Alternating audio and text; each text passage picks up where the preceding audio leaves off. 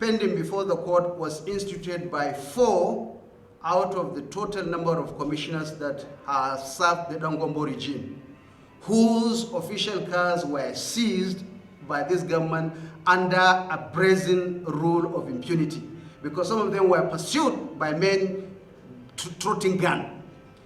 And therefore they've gone to court by originating summons, trying to seek clarification whether this committee is a fact-finding committee or an inquisitorial committee, whether this committee has legitimacy to challenge the actions of the former governor from the 10th of March 2019 to the date of handover 29 May 2019. Whether between the 10th of March 2019 to May 2019, there was no constituted authority in Gombe State who will discharge the functions of a duly elected democratic government.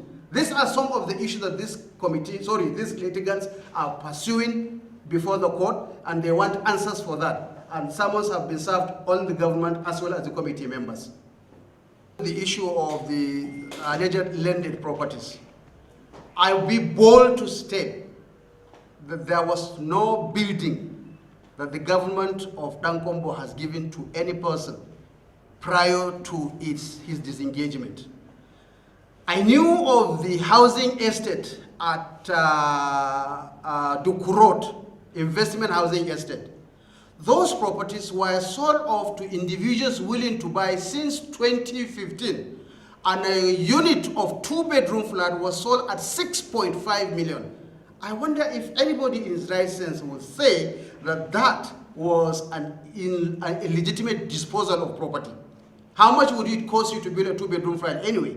And then those buildings were erected for the purposes of being disposed to citizens of Gombe State.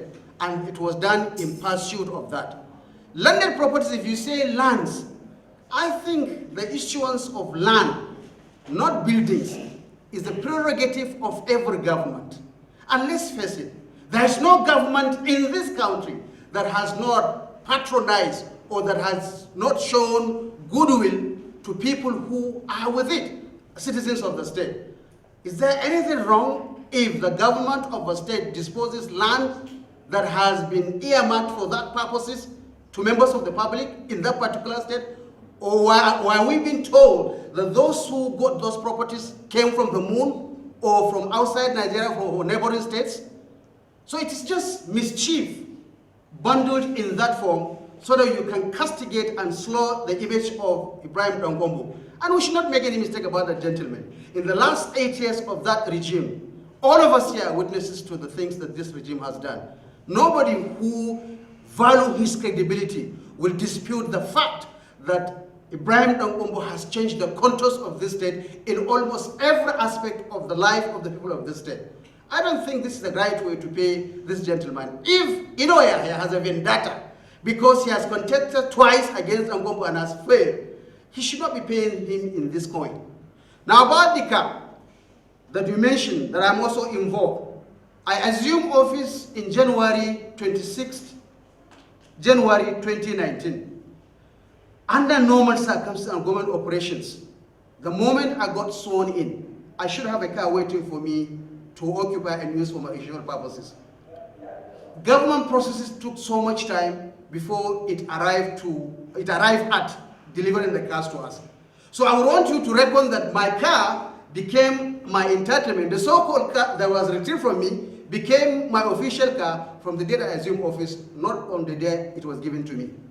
And to that extent, therefore, is justified and is covered by the extant law that allows for its monetization. Because even a permanent secretary who occupies office can go with his own status car. This is the way it works. This is how it has always been. I do not see how it becomes something inimical and different simply because we have a change of guards in the government house.